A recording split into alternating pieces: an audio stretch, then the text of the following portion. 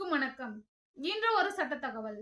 இன்றைய தகவலில் பதிவு செய்யப்படாமல் இருக்கும் திருமணம் செல்லாதது ஆகுமா என்பதனை பற்றி இந்த காணொளியில் காணலாம். ஒரு திருமணம் பதிவு செய்யப்படாமல் இருந்தால் அது செல்லாதது ஆகாது. ஒரு திருமணம் சமய சடங்குகள் மூலம் நடைபெற்றிருந்தாலும் அதனை நீதிமன்றத்தில் நிரூபிக்கலாம். ஒரு பரஸ்பர விவாகரத்து செய்யும் பொழுது குடும்ப நல நீதிமன்றமானது பதிவு சான்றிதழ் தேவை என்று கட்டாயப்படுத்தக்கூடாது.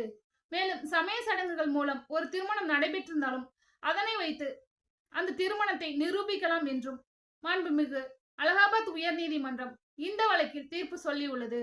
2025 லைவ் லா அலகாபாத் உயர் நீதிமன்றம் page number 322 Sunil Dubey versus Meenakshi என்ற வழக்கில் தீர்ப்பு சொல்லியுள்ளது. நன்றி, வணக்கம்.